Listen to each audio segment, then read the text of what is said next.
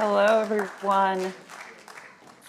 I'm Michelle Tracy Berger, President of the North Carolina Literary and Historical Association. Unfortunately, I can't be with you in person today, but I'm so grateful for the wonders of technology to be with you in this capacity. I want to welcome everyone to today's celebration. To those who are watching via live stream and those in the audience, welcome members, award winners, and their family and friends. We gather today to celebrate the incredible talent and creativity exemplified by this year's award winners. We are lucky to live in a state that has a history of making visible the accomplishments and achievements of North Carolina writers, artists, scholars, and public intellectuals. I've lived in many states, and I know of no others that is so deeply rich with organizations such as this one, as well as other organizations that especially serve writers, including the North Carolina Writers Network.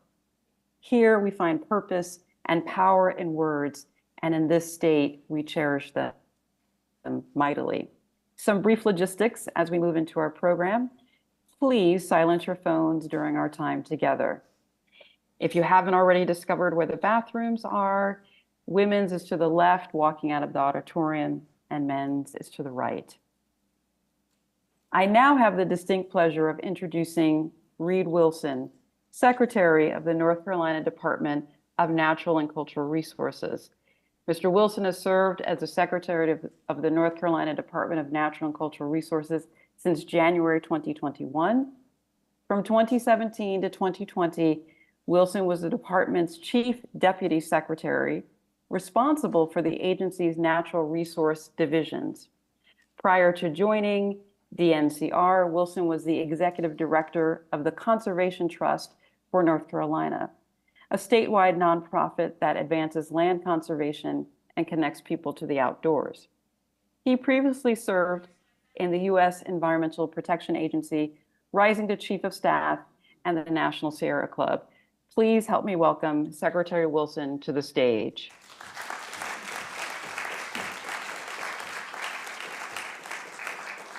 Thank you. Good to see you on the screen. Thank you all. It is great to be here with you today. Welcome to the Department of Natural and Cultural Resources, and please tell me that indeed this is the coolest podium you have ever seen. A gift of the Sir Walter Cabinet, which is a collection of spouses of elected officials in North Carolina, legislature, council of state. And we contracted with a North Carolina craftsperson who constructed this out of North Carolina wood. So I love standing here because it's beautiful on this side too. Anyway, a few words about our department. We take care of things people love about our state, our rich history, our spectacular natural areas, our diverse arts and culture. And it is literally from A to Z because we have art museums and we have the zoo. And so many other things, parks, aquariums, science museum, history museum, historic sites, the African American Heritage Commission, the American Indian Heritage Commission, archives, the State Library, the State Symphony, Historic Preservation, Archaeology, Land and Water Fund, Natural Heritage Program, and more. And of course, our partnership with the North Carolina Literary and Historical Association. I want to thank the association for doing so much to advance literature and culture in this state, and we greatly value our partnership. But I think what's important about all those places I just described and the ideas they represent is that they bring people together. Here we are. But they help create a shared sense of what it means to be a North Carolinian. We provide common ground, whether it's at a museum or a hiking trail. Everybody's treated the same, and we all share in that wonderful place where we are. And in 2023, if we can find common ground, that's an accomplishment. So we're trying to do that every day. And everyone is welcome at our sites all around the state. So in many ways, our department tells the story and history of North Carolina, and showcasing our literary achievements is certainly part of that mission. I'd like to take a moment to talk about how important books and literature are. Sometimes I think we take them for granted, and we shouldn't. They take us to places we've never been. They share new ideas with us, help us learn about different cultures and the diversity within our own culture, and they challenge us. And sometimes books and literature make us uncomfortable, and that's the point. Helps us grow. But books don't just happen. People write them. Writers, creative people, amazing people, thoughtful people who get to provide these amazing treats to avid readers like me and millions of others all around the world. I just wish I was a faster reader so I could get through more books, because every book I read, whether I love it or not, I gain so much from it, and I think that's true for everyone. I also wish I was a better writer. About 12 years ago, I took a couple short fiction writing classes at NC State, and I loved it. It was really fun. It was different. It wasn't, well, sometimes it felt like work, but it wasn't work. But I would just sit there and write, and I just felt creative in a way that, you know, going to the office isn't quite. And sharing my stories with these 20-year-olds, I was the mature person in the classroom because it's university, right? So everyone there in that class except me was in their late teens or early 20s. But being able to share stories and learn from them, even though I was, you know, more advanced in age, was really pretty neat. And I joined the North Carolina Writers Network and went to conferences and had people review my stories, and it was really interesting. And then, that's okay, but you know, maybe don't quit your daytime job kind of review of my stories. But I did. For my daughter's 9th birthday, I wrote a fairy tale for her about a little unusual fairy named Ungraceful Grace, and I just had so much fun writing it. Took place in a real spot, not some imaginary place. It was in the Maritime Forest on Bald Head Island, which is a gorgeous place if you haven't been there, and that's where this fairy lived and flew on the wings of pelicans and all that kind of stuff. But I felt so creative during that process, and I can only imagine what it's like for real writers to put pen to paper or fingers to keyboards to create this amazing literature that you do. So to all of our award winners, congratulations on mastering an art which is not easy to do. So we need more books, we need more poems, we need more plays, more stories, not fewer. We need more perspectives, more insights, more ideas, not fewer. And the last thing we need is book challenges and book bans.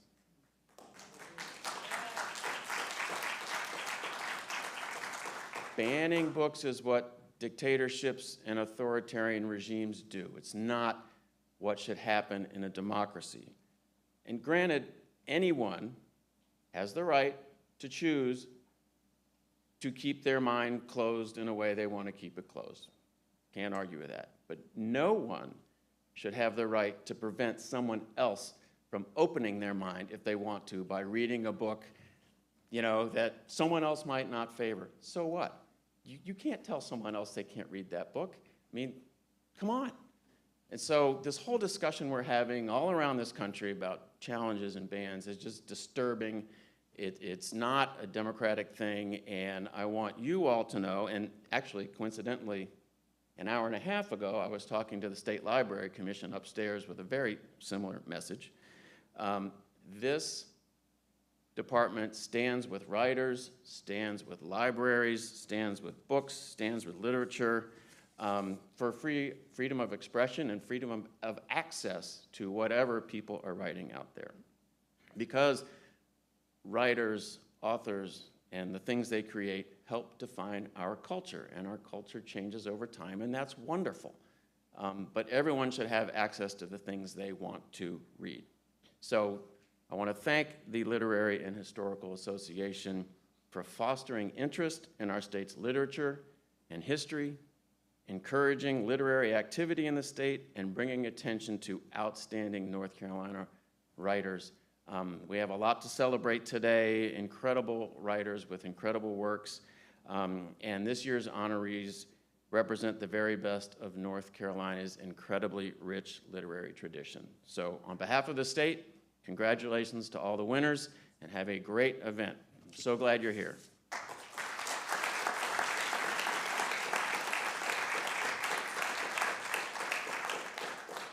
Thank you so much for that powerful affirmation of Writing and Culture, Secretary Wilson.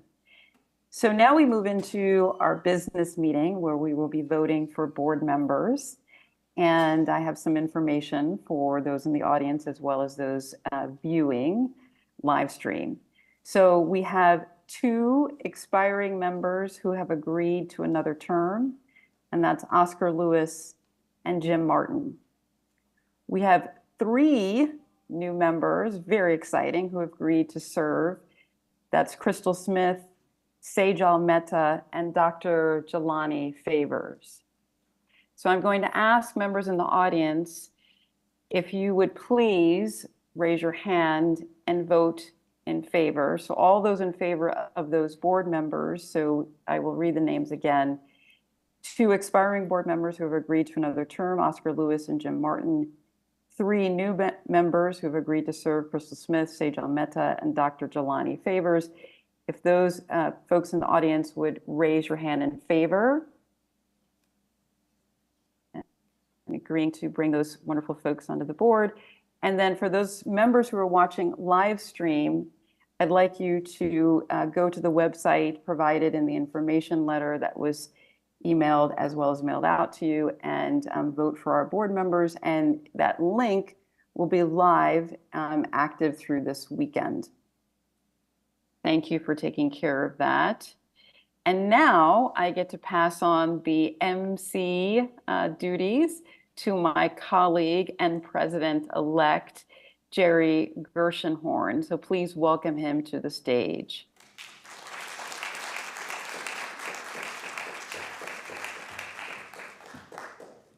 Thank you, Michelle, and good afternoon to everybody.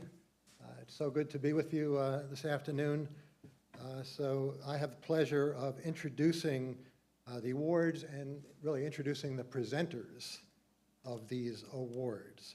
So first, we're going to start with the Federation of North Carolina Historical Societies Albert Ray Newsome Award, and the presenter is Adrienne Burney. So will she please come to the stage?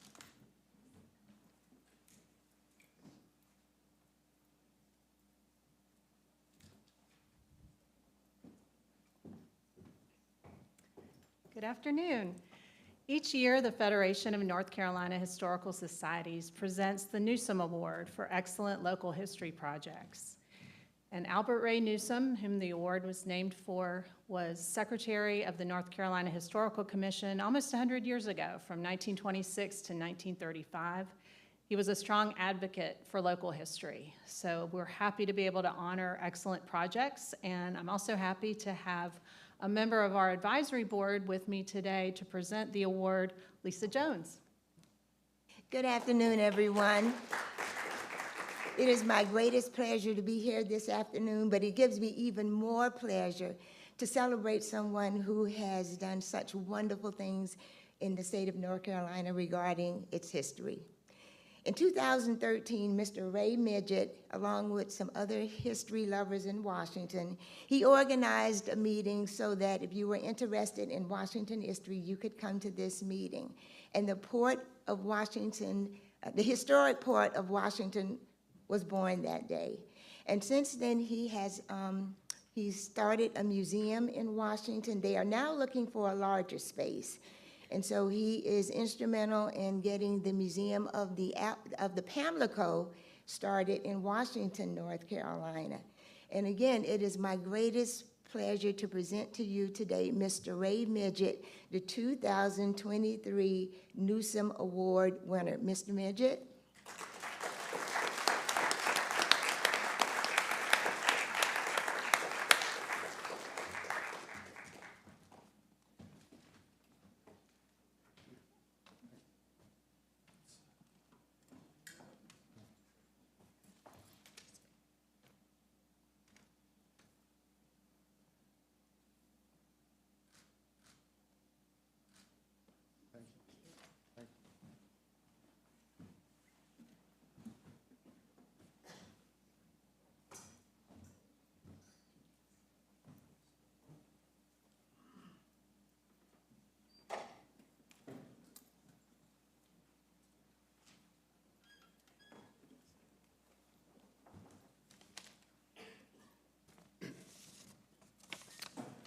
Okay, now it is my pleasure to present the presenters for the North Carolina Literary and Historical Association Book Awards.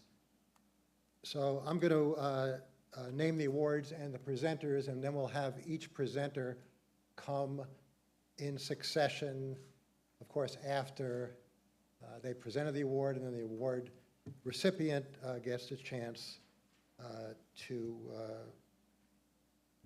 give some remarks if they like. So first we're going to start with the American Association of University Women's North Carolina Young People Literature Award. That will be presented by Lori Bunton. She'll be followed by the North Carolina Literary and Historical Association's Roanoke Chowan Award for Poetry, which will be presented by Crystal Simone Smith. Then the Historical Book Club of North Carolina's Sir Walter Raleigh Award for Fiction, which will be presented by Kimberly Heckman.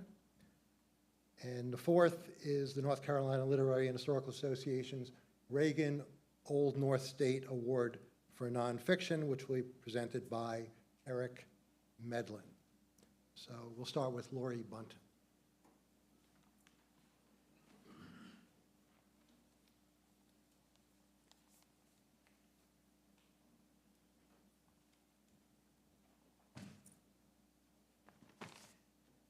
Okay, let's hope, perfect. Hi, I'm Lori Bunton, and I have the privilege of representing the American Association of University Women of North Carolina. I am here as an administrative officer on behalf of the State Board of Directors and the 700 members we have across North Carolina. AAUW is an acronym for the American Association of University Women, which was created in 1881. By a group of college-educated women who work diligently, as we do today, to promote education for women and girls. This is part of our mission, which is to advance gender equity for women and girls through research, education, and advocacy. An example of research done is on pay equity, which demonstrates that women who are similarly educated and do the same job as men get paid only 87 cents on the dollar that a man receives. And of course, it's much lower for women of color in this state and across the United States. In education, we promote scholarships for women in local colleges and universities, and our national organization offers fellowships and grants for graduate studies for both domestic and international students, with this year $6 million being invested in individuals and communities. Advocacy is a large part of what we do as we seek to promote legislation that reflects our values in protecting and advancing the rights of women and girls. We are very proud to be working with the North Carolina Literary and Historical Association since our first award in 1953.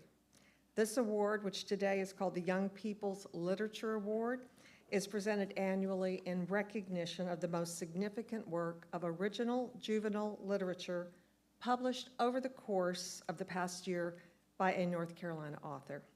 The intent of our award is to further support interest in reading and the education of children and young people. It is with great pleasure that I introduce the recipient author, Mickey Bear, for her book, Society of the Centennialia, and I hope I pronounced that correctly. Mickey has been writing stories since she was a child. Her career spans 3 decades with service as a teacher, administrator, and marketing director. Mick is a graduate of NC State University and currently teaches English language arts in middle school. She is the published author of 3 early reader children's books starring Thurston T. Turtle, and is featured in 2 anthologies, has articles published in magazines, and wrote a human interest column for 18 years. On May 27th, 2022, Mickey's book, The Society of the Centennialia, was published as her debut into middle grade novels. And this is the first of a 5-book series, with the second one to be published next May. Mickey and her husband reside in Asheboro. She loves to write, garden, cook, and hike. Please welcome the recipient of the 2022 AAUW of North Carolina Young People's Literature Award, Ms. Mickey Bear.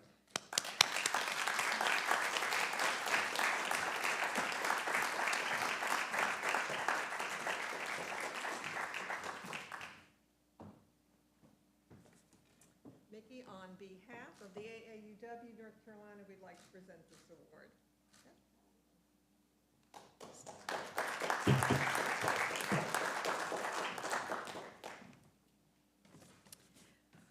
Well, hello. As you might have guessed, that was a lot about last year's award. This book is actually Blind Fairy. 2023. No, it's okay. Well, thank you to the American Association of University Women of North Carolina and their secretary, Lori Bunton, and President Pat Ashe, who was unable to be here today. North Carolina Literary and Historical Association, the North Carolina Department of Natural and Cultural Resources, and all of you who organize and support this event. When my first middle grade novel, Society of the Centennial, won this award last year, it was magically surreal. When I received notification this year that Blind Fairy, which is the second book in the Zara of the Ori series, won for 2023, I was shocked and I was speechless. I immediately went to tell my husband, but I couldn't speak. I was trembling, my face was drained of all color, and I was holding my hand over my mouth. He thought somebody had died. So my husband, Dave, our grown children, Elliot, Ethan, and wife, Melissa, Evan and girlfriend, Sive, and my incredible editor at Level Best Books, Sean Riley Simmons, were not shocked. They were delighted and excited, but not surprised. And for that unwavering support and belief in my talent and craft, I am so grateful. This is an incredible honor for me. Writing strong female characters is one of my priorities as an author. I strive to reflect diverse characters in relatable stories that provide hope and inspiration to young readers. This award calls attention to and validates those efforts. As an active member of the Society of Children's Books Writers and Illustrators of the Carolinas region, I'm well aware of the writing talent in the children's literature arena in the state of North Carolina. Just this past week, I actually had the honor of interviewing the 2014 recipient of this award, New York Times bestselling children's author Joan Halub. Earning this award among such an incredible pool of talent is an extraordinary honor. On Sunday, our first grandchild, Emma Skye, will be 1 month old. If the books I write shift mindsets even slightly in support of girls and women enjoying equitable opportunities to reach their full potential, lead, discover, and realize their dreams, then I will have made the world a better place for her. It's a thought that warms my heart and pushes me to continue to write fiction that inspires, challenges, and instills hope in young readers. Thank you so much for recognizing Blind Fairy.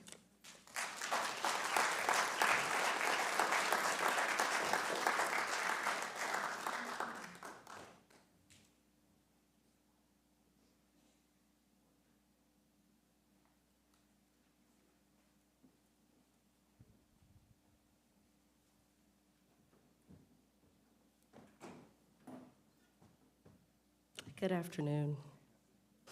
As a judge in the Roanoke Chuan Award for Poetry 2023, it is my great privilege to present this award to Michael McPhee. As a poet of 10 years with one collection of poetry, this is such a privilege for me. This is Michael's 17th collection of poetry, and this prize is very well deserved. I'll talk a little bit about Michael, and then I'll talk a little bit about the book. Poet, critic, and editor Michael McPhee was born in Asheville, North Carolina. His poems, often set in his native Carolina, are grounded in the particulars of place, even as they explore themes of loss, memory, and family life. He has published several collections of poetry, including The Smallest Talk, 2007, Shine Master, 2006, Sad Girl Sitting on a Running Board, 1991, Plain Air, 1983. He is also the author of The Napkin Manuscripts, Selected Essays, 2006. The recipient of many awards and fellowships, McPhee has also contributed hundreds of reviews that have aired on NPR and appeared in The Spectator, where McPhee served as a book editor from 1980 to 1993. His work has also appeared in USA Today and Newsday. In 2018, he received the North Carolina Award for Literature, the state's highest civil honor. In A Long Time to Be Gone, Michael McPhee abides quiet within his world of poems, some of witness, others of memory. There's breathing and what we inhale, willingly or not, COVID, cigarette smoke, or the deep breath of gratitude in a distilled moment of wonder. Through his lens of aging and mortality, we encounter a shortness of breath and time scattered among us. And to quote his pupil Ross White, we become more alive to ourselves. It is my privilege to present this award to Michael McPhee.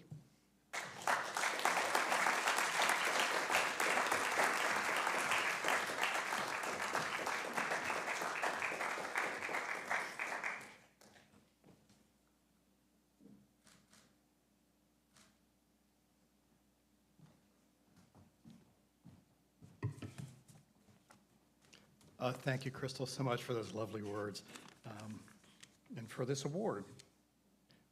We writers work in solitude, putting our books together, and it's somewhat disorienting to be in public and be handed a silver cup for something that you worked on privately for so many years. But it's a basic human need to be appreciated, I think, and I feel very appreciated today by this, to me, unlikely award. Did not know this was coming. So what my comments to be to share a poem with you from A Long Time to Be Gone. It's about another unlikely pleasure. It's called Banister Slide. It's been way too long since I sat on a handrail in an open stairwell and let gravity help me descend to the next level. Arms and legs extended for precarious balance as I surf a frozen wave, pants buffing the banister while I glide over the steps my feet don't have to take to get down to the bottom, where I leap off, a kid grinning at his shortcut, his speed, his nonchalant ability to make his body do exactly what he wants.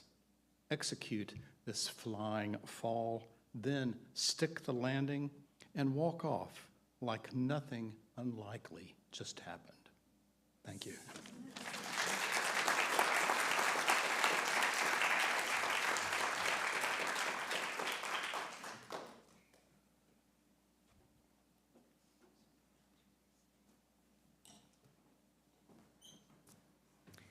Good afternoon.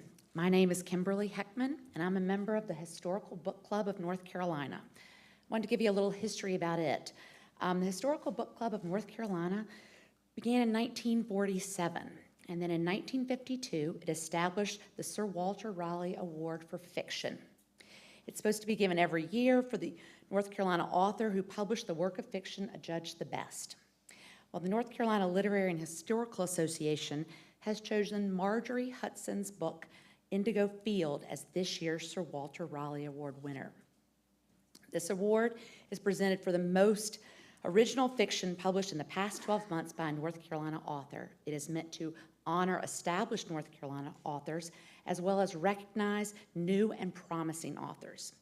This year, there were 13 books submitted for the Sir Walter Raleigh. 2 of those were from previous Sir Walter Raleigh Award winners. So Marjorie's debut novel was an absolute standout. A little about Marjorie. Marjorie grew up in the North. She was born in Illinois and raised in Washington, D.C. And she graduated from American University with a degree in journalism and women's studies. She moved to rural North Carolina, working as a freelance writer and publishing articles in Garden and Gun, American Land Forum, and Our State magazine. After working as a copy editing chief for Algonquin Books, she discovered contemporary Southern writers and decided she wanted to be one of them. She started began writing fiction, and earned an MFA from Warren Wilson College. Indigo Field is Marjorie's debut novel. It digs into the hidden history of an abandoned field, as well as the deepest secrets of its Black, white, and indigenous neighbors.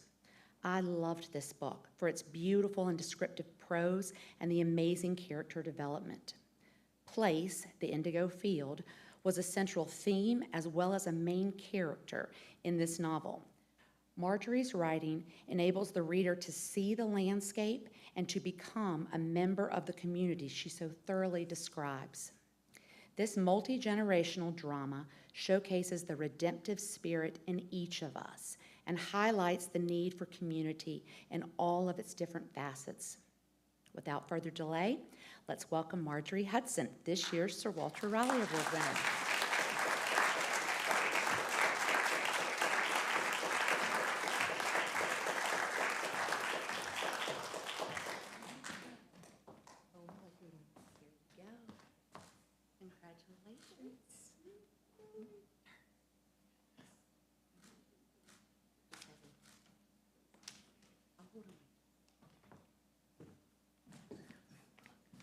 Ooh, I need to say thank you to a lot of people.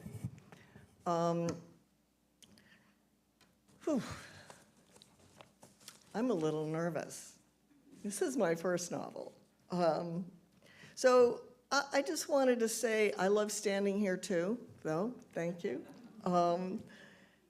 And I want to say a little bit about the process of being a writer and how gratitude needs to be part of that.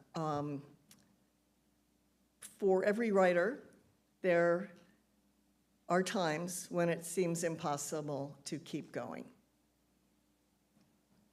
Over the 30 years it took to complete this novel, there were many such times. The encouragement, inspiration, and friendship of many people in this room and more kept me going.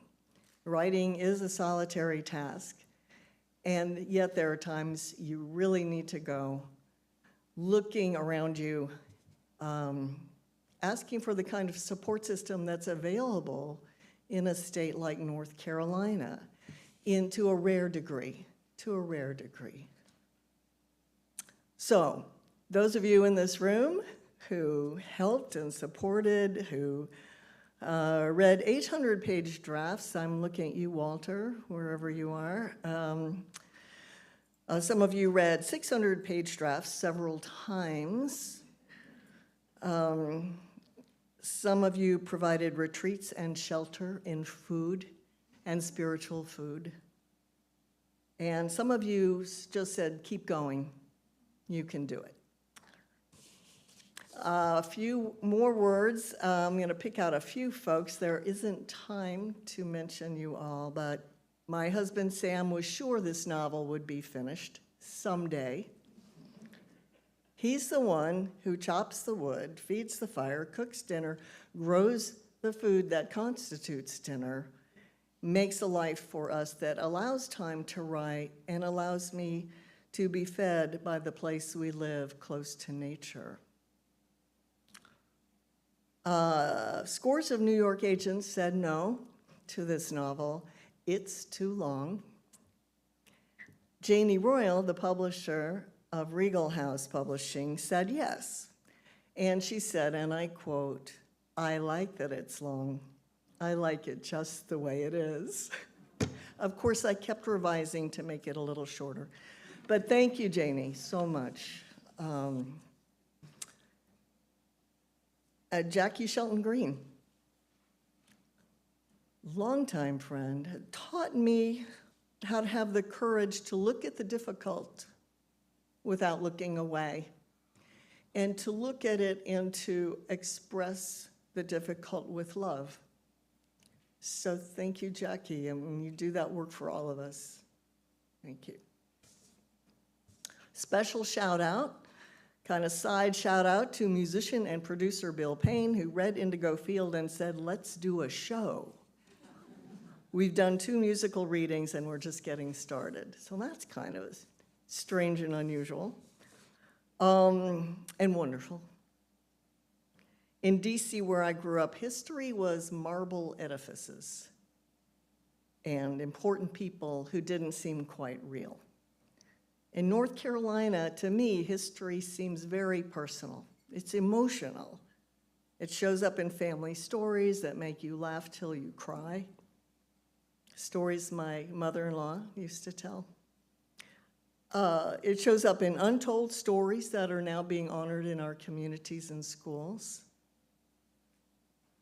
And it shows up in the names of rivers and fields. I hope Indigo Field contributes to that conversation. My deepest gratitude to the North Carolina Literary and Historical Society for sponsoring this award and for the good work you do. I'm learning more and more about that, and it's extraordinary what you do. Thank you. Also, to the people of the North Carolina Division of Natural and Cultural Resources for supporting the arts, preserving history, and protecting natural places and organizing the celebration. Thank you, Parker. You are my favorite government department. Truly, I could go on and on. And finally, my heartfelt gratitude to Kimberly Heckman and the Historical Book Club of North Carolina, there you are, for choosing Indigo Field for this year's award. It will take more than a minute to get used to my name being on that list. I went and looked at the list, and it kind of took my breath away and scared me a little bit. I'm not sure what will be expected of me from now on. And as Michael said, you know, writing is done in isolation, but I feel like I'm in an interesting new community with the likes of Doris Betts, Lee Smith, Ron Rash, and Val Neiman, and many other award winners of this award. But I want to say, when I look at that list, I also see, I recognize that North Carolina has this special gift of community, especially among writers, right? Those of you who are writers, it's extraordinary.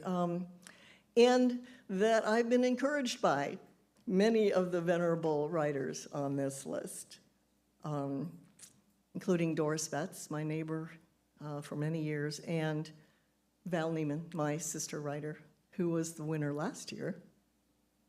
So this award is also an encourager.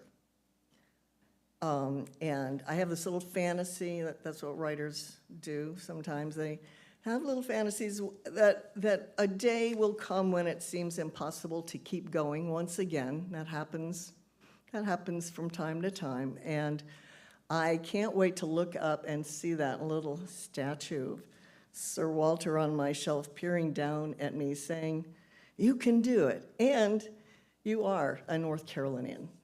So thank you so much, everyone.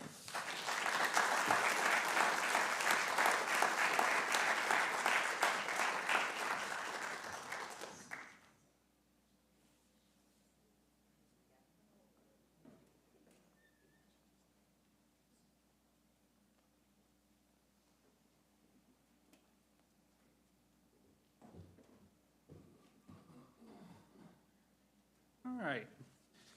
Well, everybody's done such a great job so far. I feel like this might be a little bit of a letdown, so just warning you in advance. My name is Eric Medlin, and I am a historian. I'm a history instructor at Wake Tech in Raleigh, North Carolina native, lived here all my life, and I am on the board of the North Carolina Literary and Historical Association.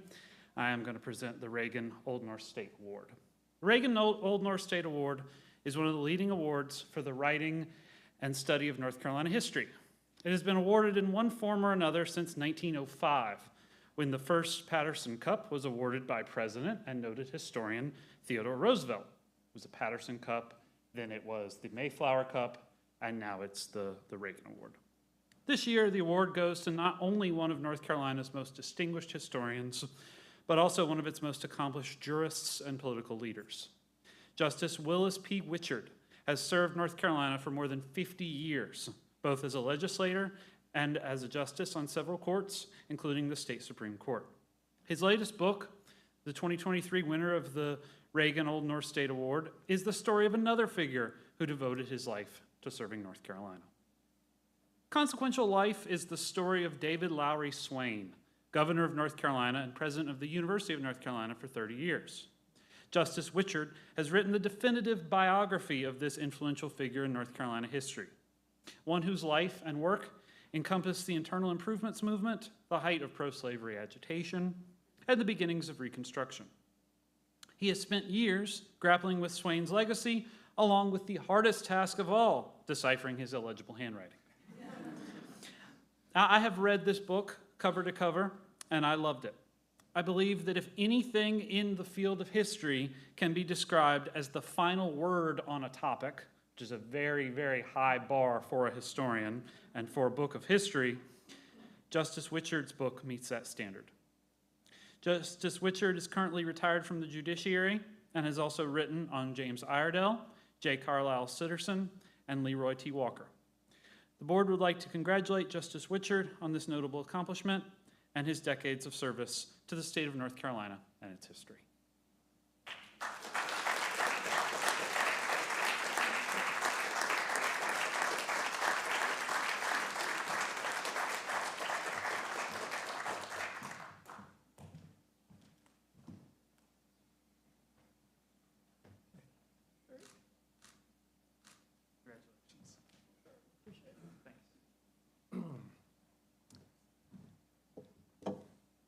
I will be brief. I do want to thank two people.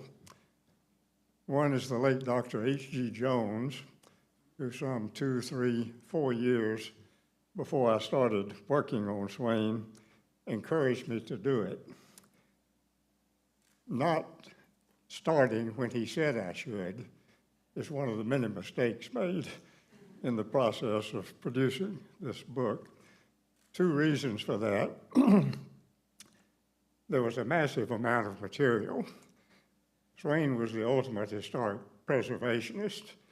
He would even go on trips, write letters to his wife, and say, keep this, because it's the only record I'll have of my trip. So there was a lot to be done, and it would have helped if I had started sooner.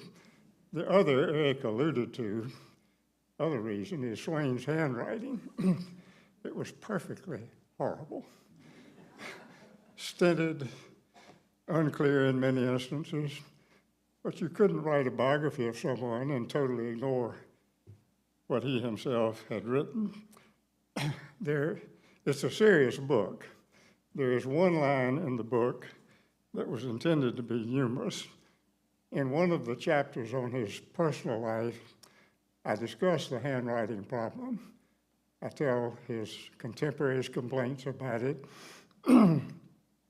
There's an instance where the story was that 4 lawyers in the U.S. Attorney General's office had spent something like 4 or 5 days trying to translate a Swain letter to the president. But the last line, I talk about how all of them had reason to complain, but not to the extent his biographer did, because his biographer had to go through a whole cache of them instead of one here and there. And the last line of that chapter is, if the man and the biographer meet beyond the pearly gates, there will be words about this. So I thank Dr. Jones for having suggested that I do this. Second person who's here today is Bob Anthony. This is part of the Albert and Gladys Coates Leadership Series, works on the presidents and chancellors of the university. Bob, until he retired a year or 2 ago, was in charge of that project and he and his committee helped see me through it. So I thank them. I thank the Literary and Historical Association, of which I am a past president, for honoring me with this award.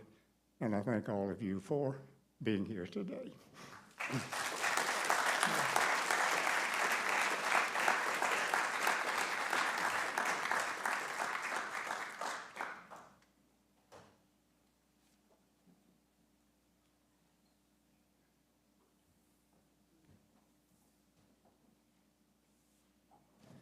So now we'll proceed on to the North Carolina Literary and Historical Association Achievement Awards. The first of those two achievement awards is a Christopher Crittenden Award for significant contributions to the history of North Carolina. And Dr. Darren Waters will present that award. And the second is the Hardy Reeves Award for significant contributions to the dramatic arts in North Carolina. And Lorraine Hale Robinson will present that award.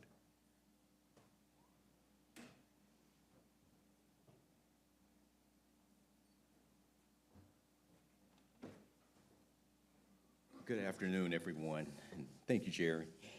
Glad to be here with you all today. I am Darren Waters, and I have the privilege of serving as the Deputy Secretary for the Office of Archives and History here in the Department of Natural and Cultural Resources. And I am here, as Jerry said, to present the Christopher Crittenden Memorial Award, which was established in 1969 by the North Carolina Literary and Historical Association in memory of Christopher Crittenden, the longtime Secretary-Treasurer of the Association and Director of the State Department of Archives and History from 1935 to 1968. The annual award is presented to a person, organization, institution, or corporate body engaged in the study, writing, teaching, publication, preservation, restoration, or dissemination of knowledge pertaining to North Carolina history. The major criterion for the award is adjudged performance in the advancement of North Carolina's history. It is a tremendous honor and special honor to announce this year's recipient is Dr. Milton Reddy. Dr. Reddy is Professor Emeritus of History at the University of North Carolina, Asheville, and continues to live and write, as one bibliographic note about him states, amidst the beauty of Western North Carolina. He is the author of numerous regional histories, including works of fiction. Dr. Reddy attended both Rice University and the University of Houston before earning a PhD from the University of Georgia. As one reviewer notes, Dr. Reddy's work is richly informed by a childhood spent in rural, rough-knuckle Texas, a stint in the Army, and a love for the history of humble places. Included among his published works is the Tar Heel State, A History of North Carolina, first published in 2005, and a revised edition was published as the Tar Heel State, A New History of North Carolina in 2020. Mystical Madison, The History of the Mountain Region, is also another one of his books. And also included among those works are Asheville, The Land of the Sky, and Remembering Asheville, just to name a few of his publications. Dr. Reddy's work continues to have a profound impact on our understanding of our state and the American South as a whole. Dr. Reddy, thank you for the tremendous contributions you have made to the study of North Carolina's rich history. Now, Dr. Reddy wanted to be here today, he really did, but unforeseen circumstances prevented him from doing so. And we do hope that he was able to join us virtually to watch this presentation. Again, my congratulations, heartfelt congratulations to Dr. Reddy.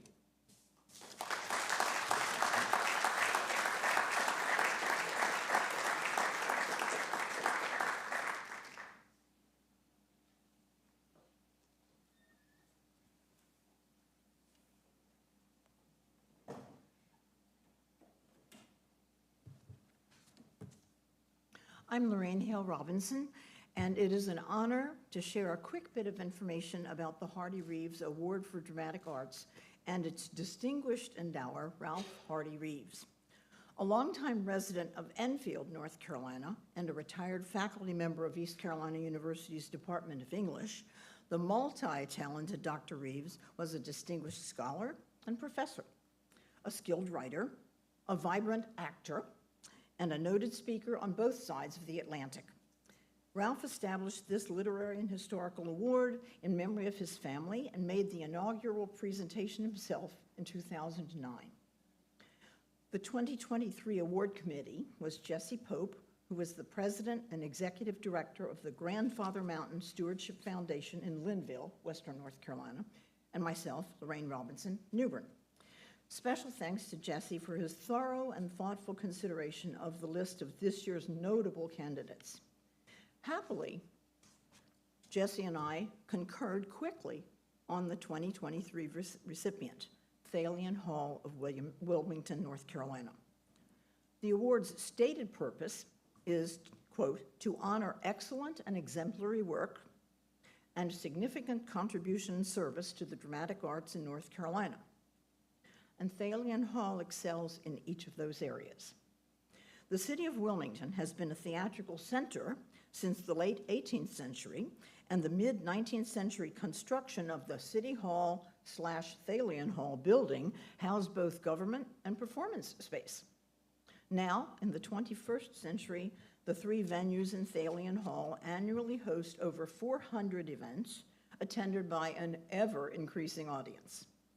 Thalian Hall's richly diverse performing elements include prominent Wilmington thespians, troupes of itinerant actors, touring stars, historical pageants, summer stock seasons, and more.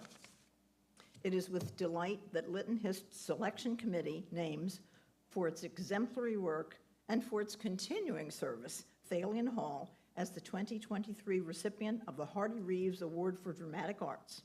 Please join me in welcoming Jared Don Moyer, who is the managing director, Susan Stein, the development director, and Rob Zappel, the interim executive director of Thalian Hall. Congratulations.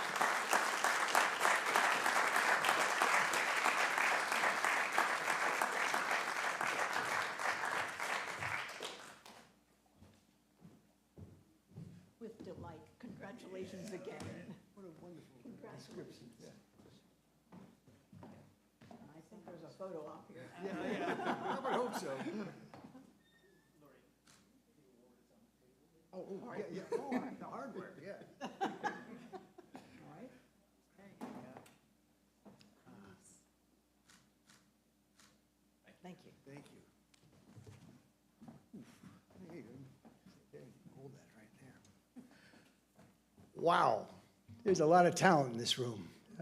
Again, my name is Rob Zappel. I'm the interim executive director at Thalian Hall Center for the Performing Arts down in Wilmington. And I'd like to thank Secretary Wilson and President Michelle Berger and the members of the Literary and Historical Association. Thank you all very much. This year, Thalian Hall is celebrating its 165th year of continuous operation. How about that? Yeah, thank you. And I love that description, Lorraine. You captured it all, the uniqueness of the building with a city hall and a 500-seat opera house theater in it, as well as since 1990, a 100-seat black box theater in our main ballroom where our city council actually still meets for their meetings. I talk about a building that encompasses the entire community. It's fantastic. I just have one small correction, Lorraine. We actually host over 720 events and performances every year. It's incredible. The hall just continues to innovate and to remain vibrant and really relevant as we've changed over the years in multiple restorations and improvements. And it's just a sheer delight to be able to be involved with it, with our community partners, our community theater, dance, live music, films, which is something that's happened over the last 100 years, but we now are hosting more and more film festivals and individual films that are there, a large part of our business. It's truly exciting, and I would encourage anybody in this room who comes down to our neck of the woods, please drop in and see the Thalian Hall. First off, it's absolutely gorgeous on the inside, our main theater, and the exterior as well. But to be recognized like this statewide, I just can't thank you enough. Sometimes we think we're down there in southeast North Carolina and kind of tucked away, and we know there's huge amounts of talent here in the Piedmont and the western part of the state. And I don't know, sometimes we think we're a little overlooked. But to be able to get the notification that we're here to be honored just makes us feel like we're 10 feet tall. And I just can't thank you enough. And please take me up on my offer. Come down and visit beautiful, historical Thalian Hall.